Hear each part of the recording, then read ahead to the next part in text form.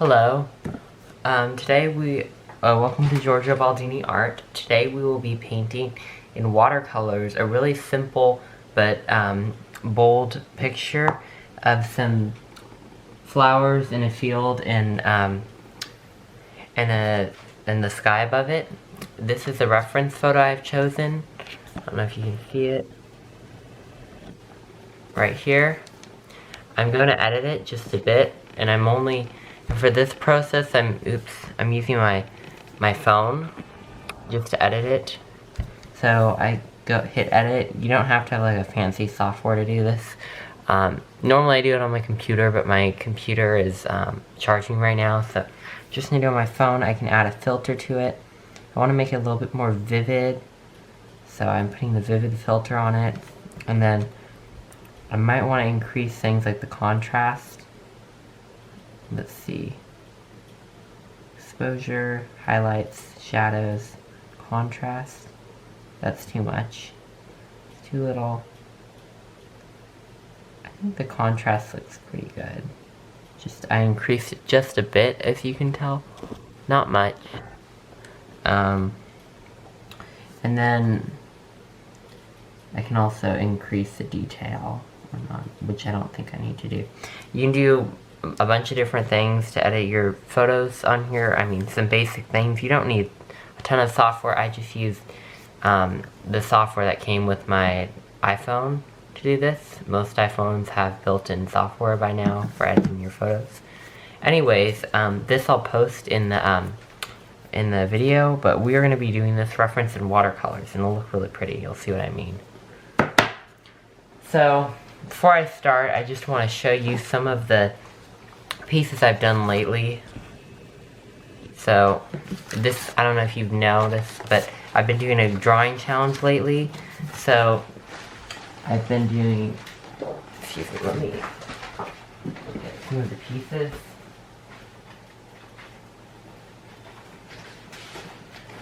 So,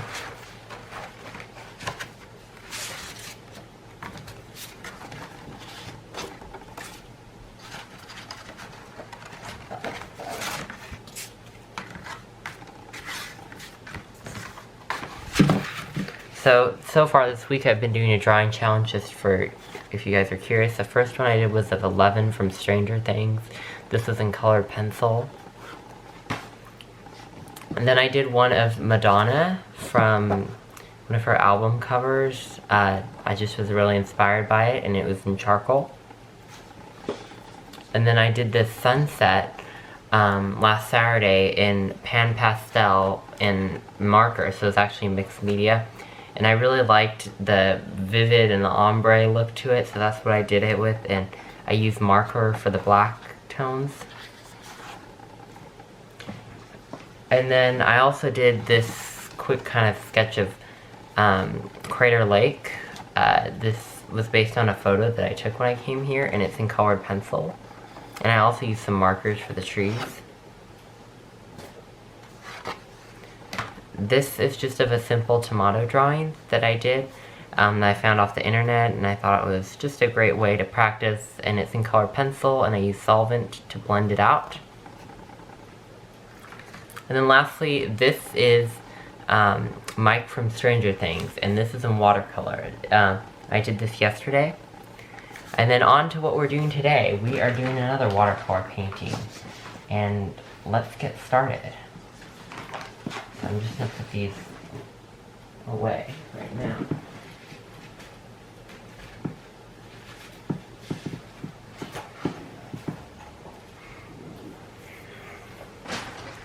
The first thing I'm going to do is I'm going to take my paper. I don't know if you can see that right now. And then I'm going to just start with a simple sketch outline. And since there's not much detail in this picture, I'm just keeping everything very simple. I'm not doing borders on the edges on this painting. I normally do borders on my paintings, but this time I'm not, just because I'm kind of out of tape. Although I think it would look really nice if you did borders on your painting, so I highly recommend it.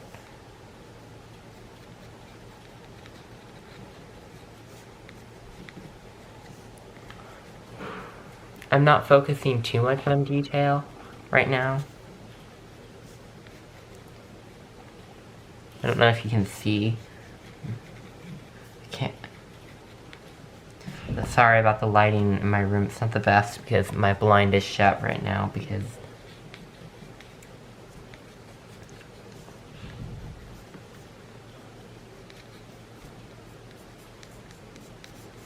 when you're doing watercolor for your sketch, it's really important that you keep everything as light as possible because with watercolor, it's quite transparent. Like, you can see kind of through it. So that's why I keep everything very light-handed. I don't do too much detail in my sketch. I just don't think it's very necessary to have that much detail because we're going to be painting with it.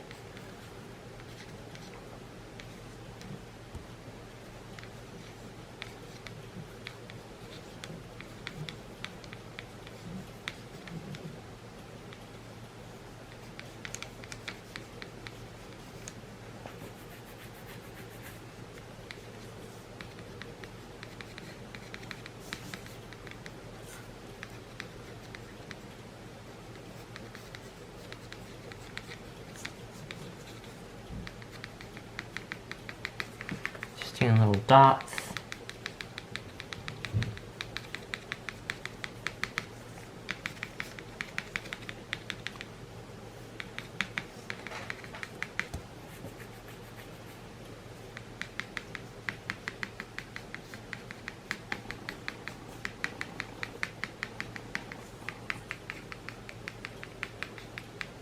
And these are supposed to be the flower bushes in the field.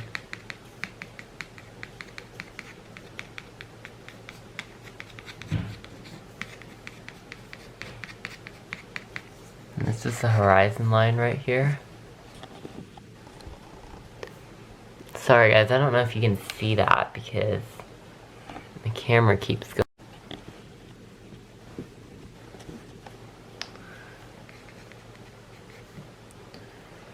Okay, so now, once I've gotten this basic sketch down, I'm just gonna kind of lighten it up. Okay, so now once I've gotten my simple sketch outline, now I'm going to start picking out the colors that I'm going to use. Again, sorry about the camera, it's kind of blurry today. So I'm using the Cotman Windsor Newton Cotton watercolor set, and I'm going to be showing you what colors I'm going to be using today.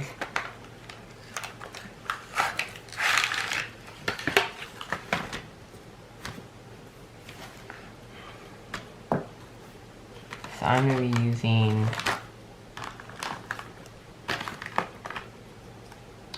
so for the sky, I'm going to just be using 3 simple colors, Cerulean, Blue Hue, and Ultramarine.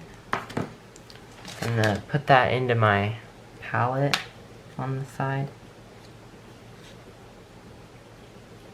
And I usually work from the top to the bottom.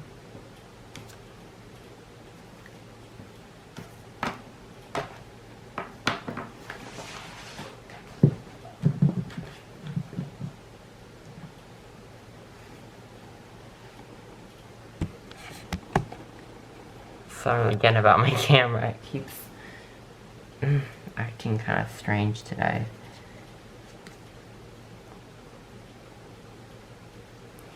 So now what I'm going to do is we're going to use the wet on wet technique for this. And for those who don't know what the wet on wet technique is, basically what I do is I dip my brush in water. I'm using a bigger brush for the sky, and then I just wet the whole of the paper. So see, I'm just applying an even coat of water to the paper. And with the wet on wet technique, it allows for more softer transitions and values, but it's much harder to get details. So I'm just wetting the whole top half of the paper, because that's where the sky is. Make sure it's pretty wet. So now I've gotten quite a bit of water on the paper. So I'm going to start by mixing a few of my colors together. I'm going to mix some, just going to get some water I'm gonna add some, I'm using the Cerulean blue. I'm gonna add a little bit of water to that. And it's important that you test your techniques out on a separate sheet of paper. And you might notice that your water is gonna wilt a little bit. And that's fine, but you don't want to wilt too much. So just kind of keep that in mind, that it might wilt a little bit. So now I'm just applying some water. Oh my god. So I'm just applying some pigment to the paper.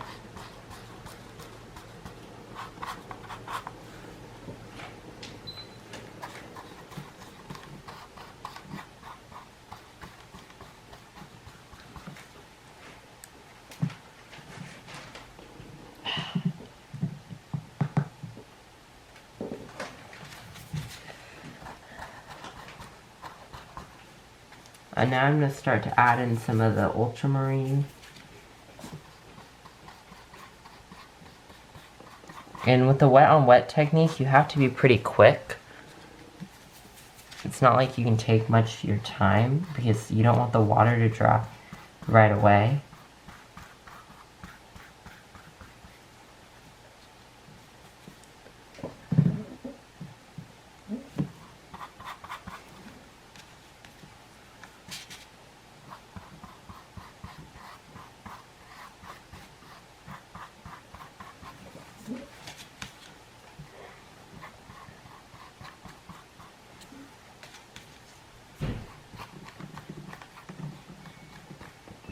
And it's a very gradient transition. For those that don't know what gradient is, it's like how light or dark the values are. A long range of value changes is what we want. And the reason why I'm doing a wet on wet technique is because I want very soft transitions rather than really harsh transitions.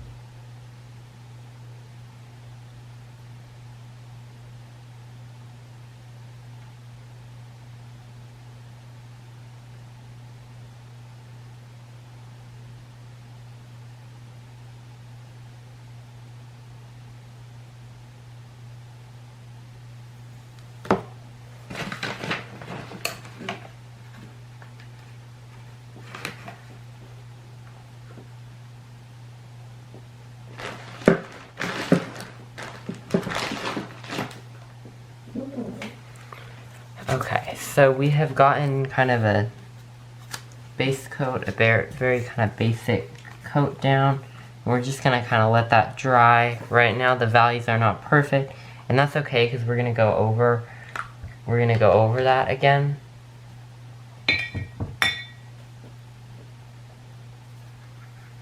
I'm just applying some more water to the paper to really flush it out.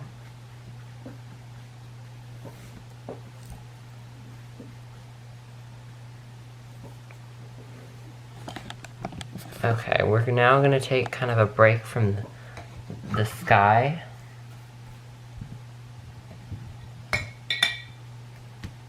And we're now going to move on to the stems. So the colors that I'll be using is sap green,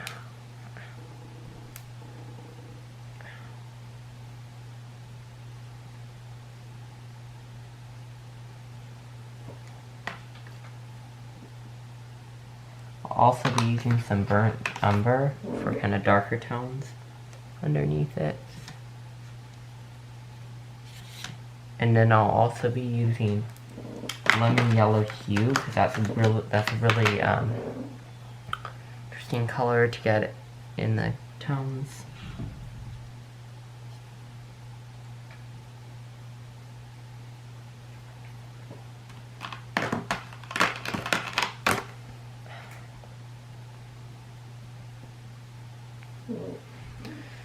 So now I've gotten my colors on my palette right here, burnt umber, sap green, and lemon yellow hue. I'm gonna add a little bit of water to them using my filbert brush. It's an 8 kind of flat brush. So I'm just gonna apply a little bit of water to them.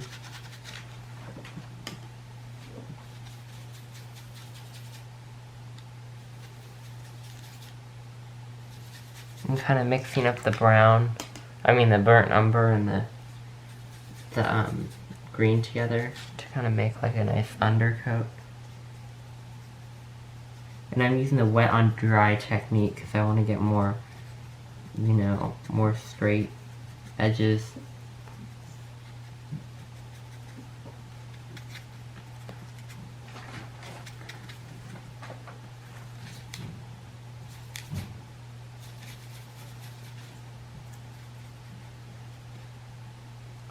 I want to keep it looking pretty green. Just going in vertical motions because the flowers are sticking up. And it's really important to note the direction of that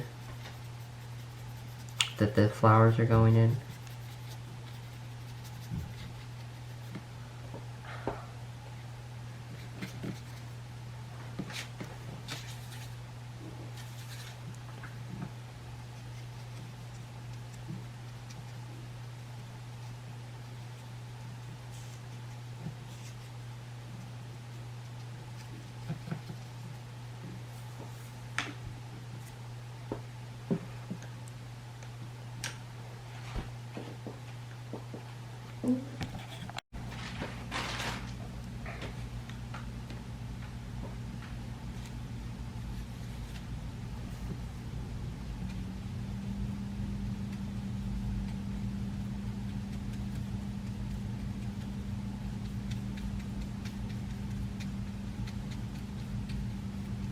And I'm just kind of doing like a base coat of this green tone.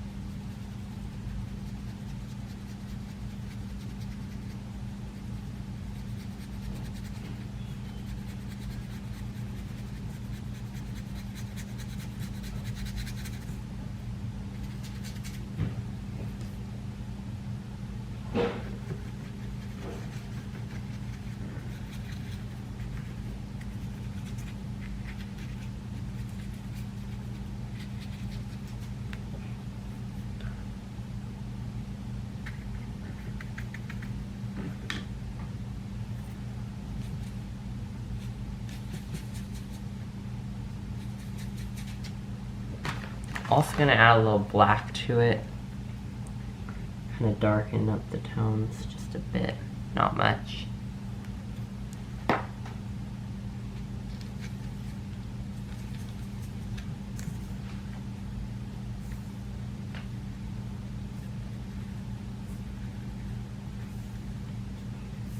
It's always better to apply just a little bit less watercolor than you originally planned. So you can always go over and add more, and it's harder to take out watercolor if you added too much.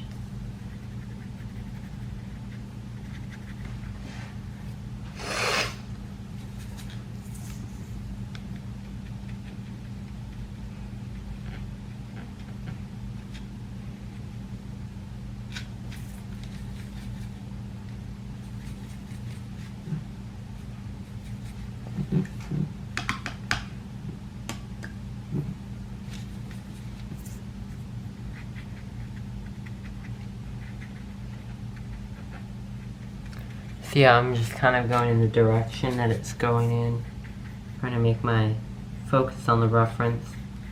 Whenever I'm not painting, that means I'm looking at the reference, and it's really important to keep looking at your reference to make sure that it looks accurate as possible.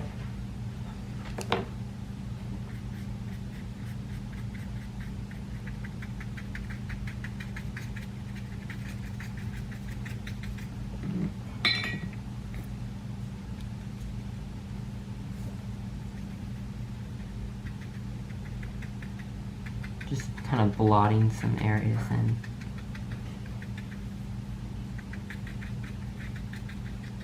Remember, I'm trying to preserve the tooth kind of this paper, so even though I'm using cold pressed paper, so I can add a lot of layers on. These layers will give it that 3D look that we want.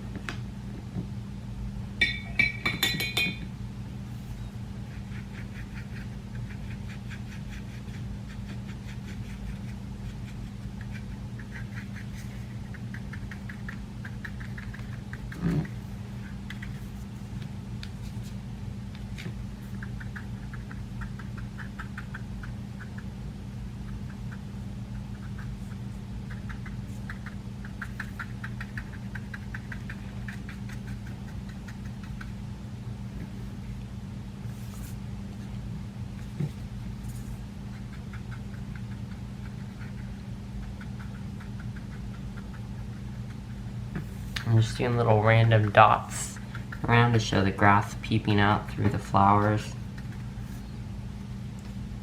It's important to keep them random and not very uniform. We don't have uniform dots where we're looking at.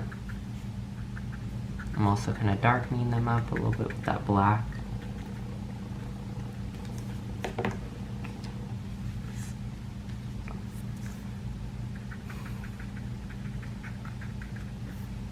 You really want it to pop.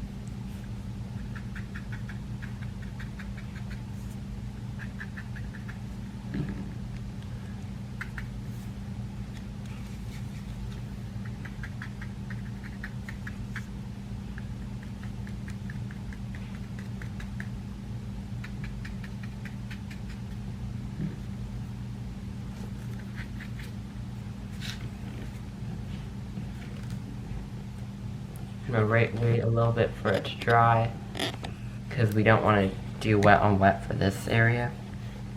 It looks pretty much dry, so now I'm going to darken this up, because I noticed that it's not quite dark enough. It's really important to be able to kind of self-critique your own art, I guess you could say.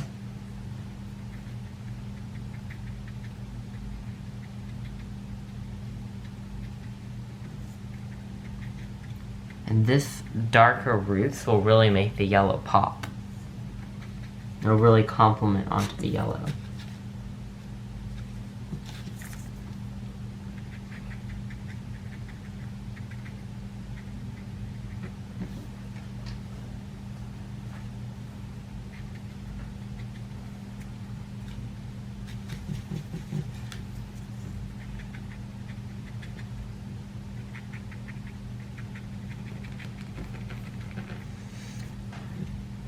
And normally I have my paper taped down, but in this case I don't because of two reasons. I'm out of tape, and I just want to try it without tape, so we'll see. It's not going to have that border like most of my pieces have, but that's okay. It still has good, it'll still have good contrast when we're finished, you'll see.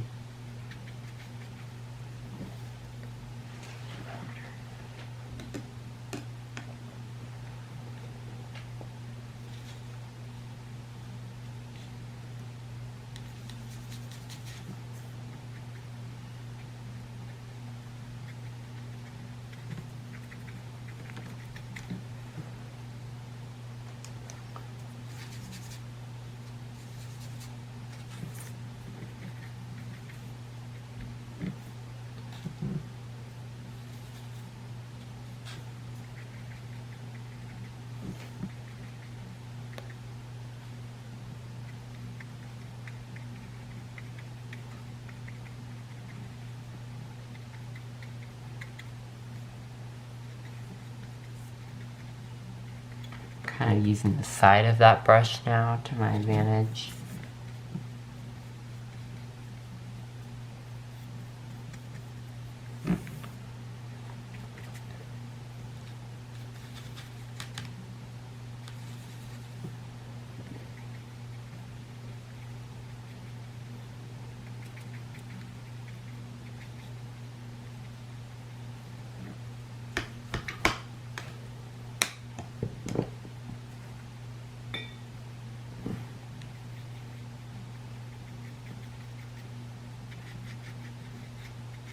Add a little bit of water.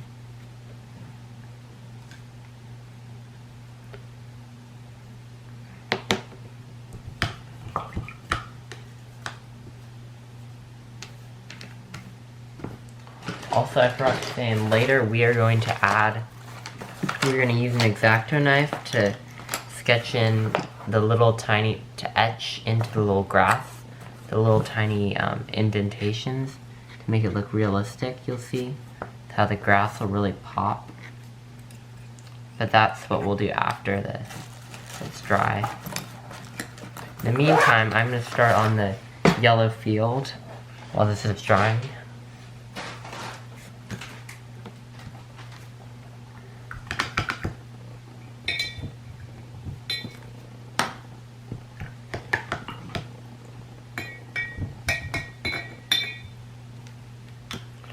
Also, when I wash out my brushes, I have two jars. The first jar is for the water, for all the dirt to come off. And this really prevents the second jar from getting dirty and keeps my brush getting clean. So say this brush is dirty, I go into here and it keeps the water dirty. But then when I go into here, the water is much more clean, as you can tell. Look at that. By this time, so I don't put too much leftover excess pigment onto the paper that I don't want.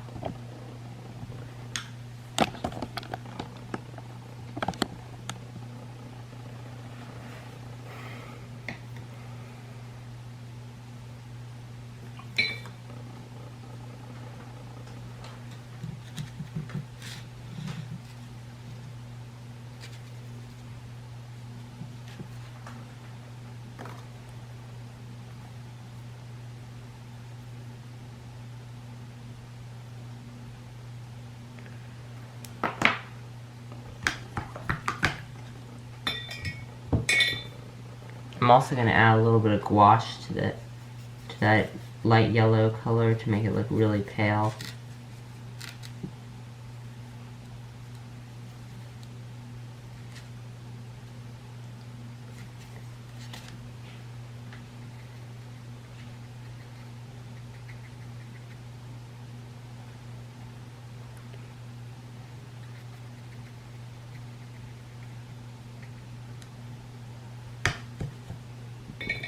Now I'm switching over to my round brush for this because they're very round motions.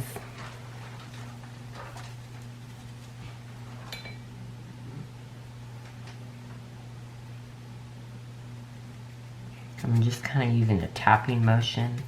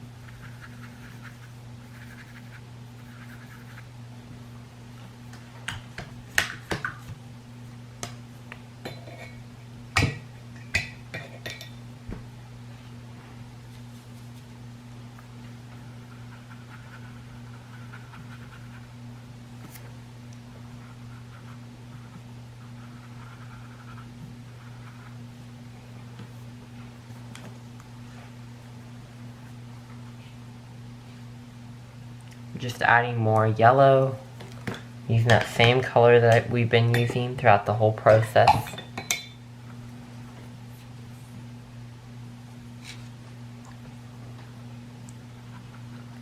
It's all part of the process.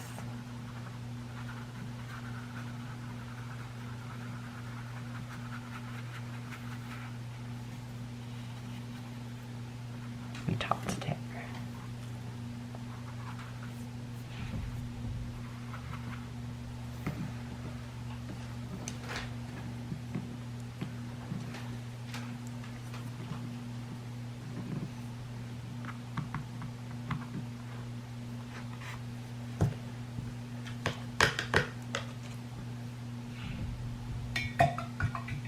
Well, that's drying. I'm gonna use a smaller brush and add in some more finer kind of details.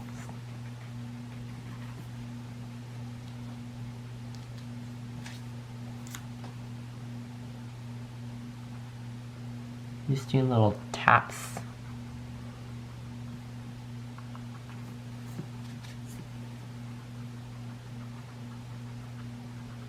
I'm mainly using kind of a blackish tone.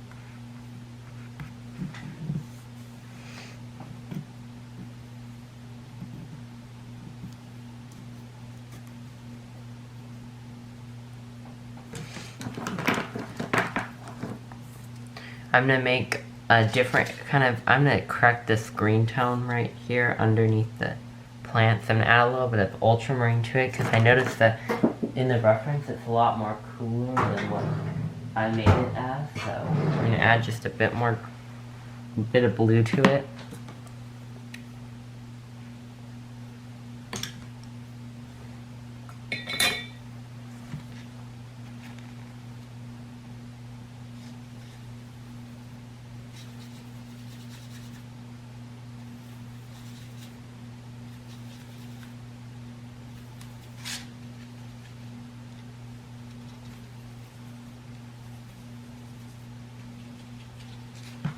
I got a much nicer color, so I'm going to start applying that on.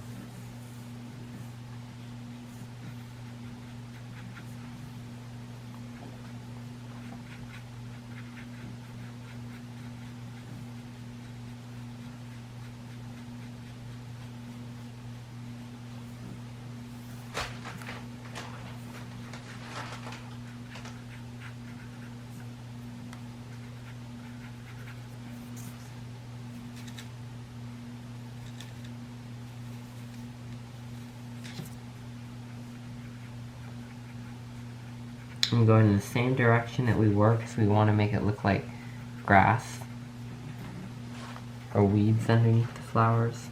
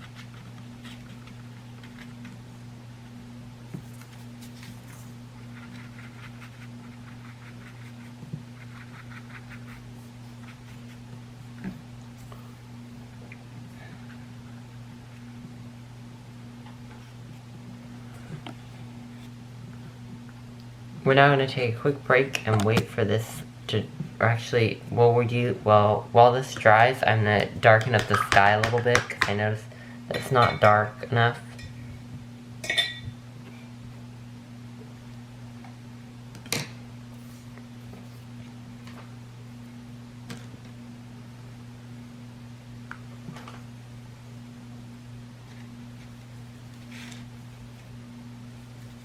I'm going to use a more concentrated version of that ultramarine blue to kind of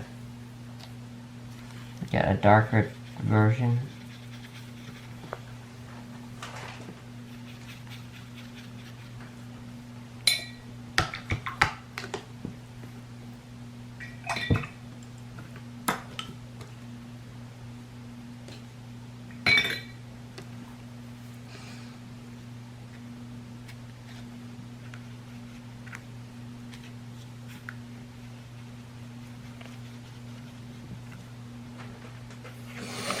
And your watercolors will almost always dry lighter than what you originally put them, so that's why you're probably going to always need to kind of darken it up, which is what I'm doing right now.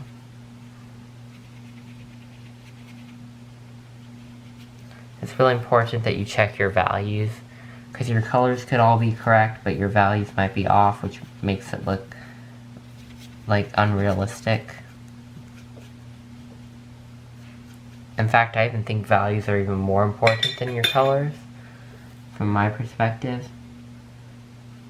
Because you can like do a completely, like you can do a black and white image and it will look really realistic if you do have the correct values, even if it has no color.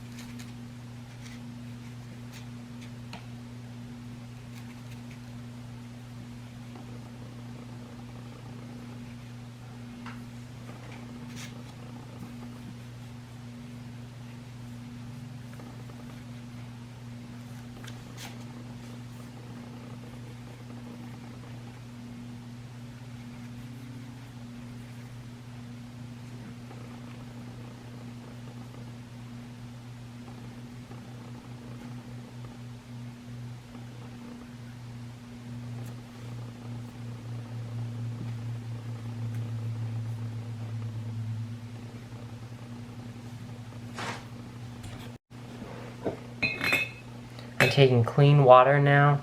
I'm just gonna kind of blend this out right here.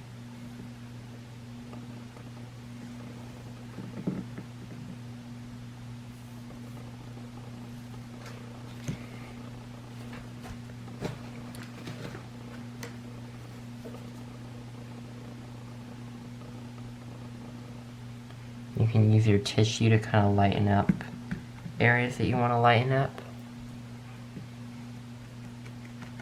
You might want to make some clouds in the sky.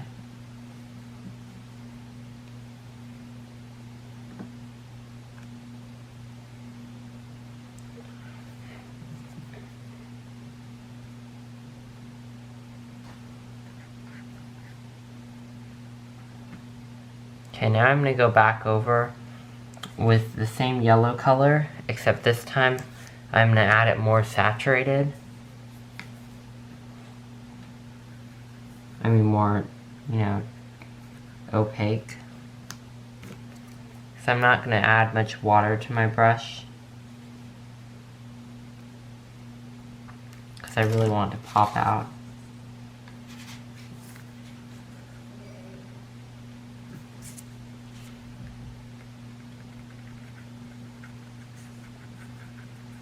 Watercolor is very transparent, so that's why you have to do many layers to get it to where you want it.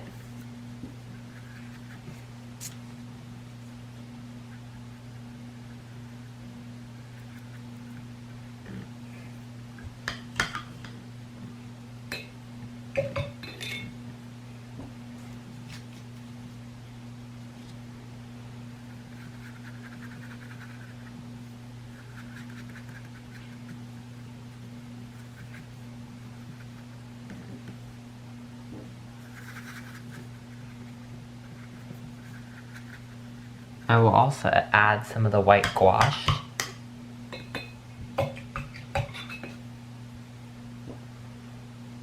We are almost done, actually.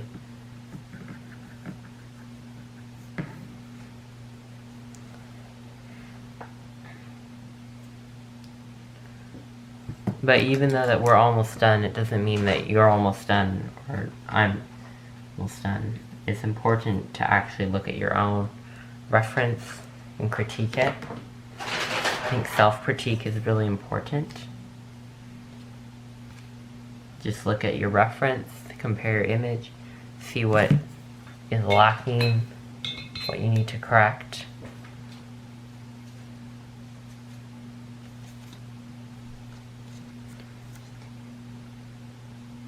I'm just adding some really bright highlights using the gouache.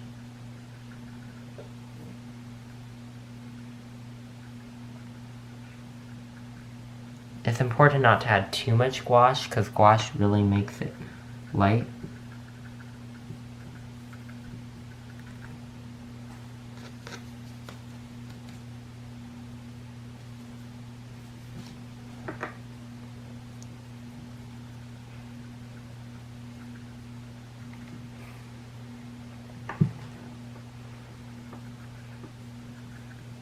You can see already right now it has a lot of contrast.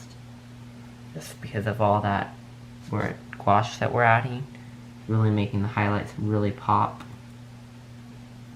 And that's a really good thing.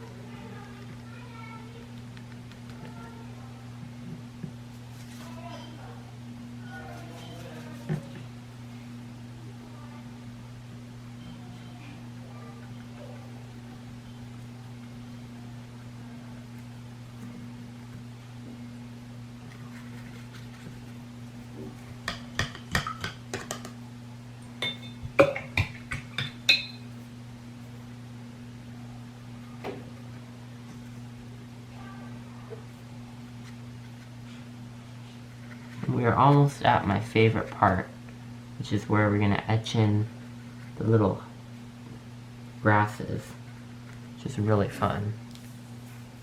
You'll see what I mean.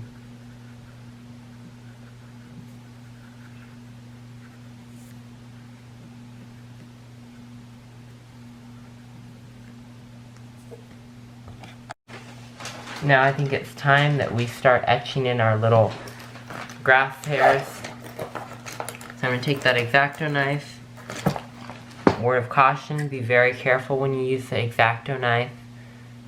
It has a very sharp blade, and I'm just going to start etching in. And look at that, we can pull up some really nice highlights.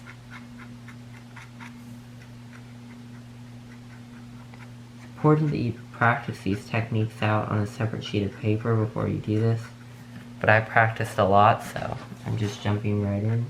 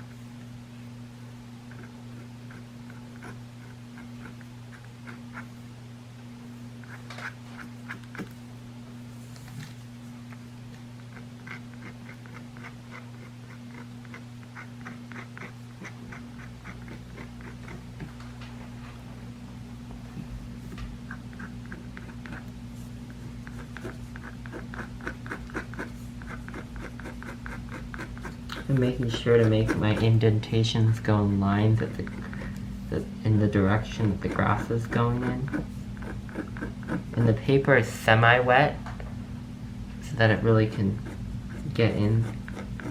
It's not too wet, but it's semi-wet. I find that if you do it when it's semi-wet, then that way you can etch in easy without scratching the paper too much.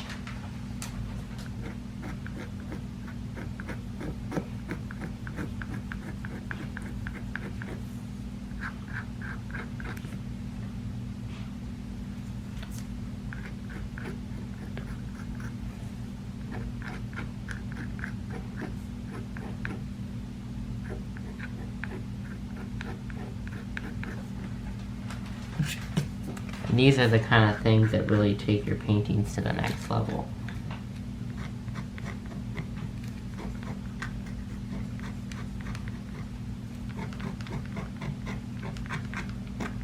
It's attention to detail like this.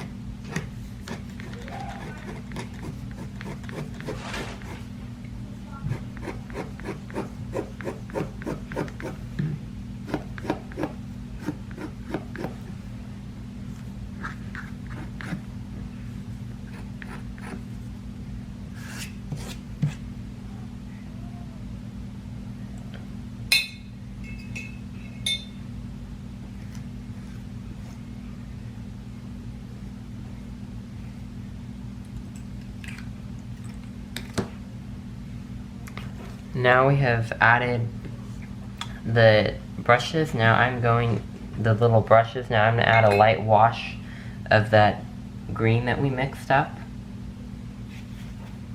Just that sap green and ultramarine to give it kind of a nice little texture to it.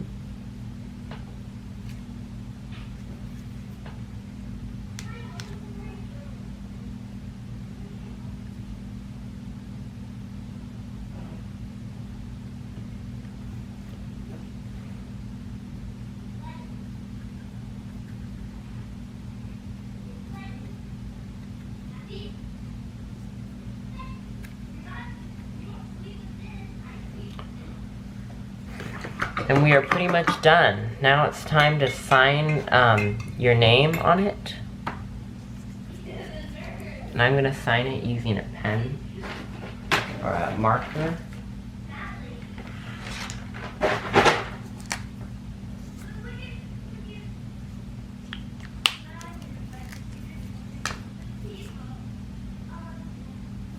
Actually, wait for your piece to dry, then sign it.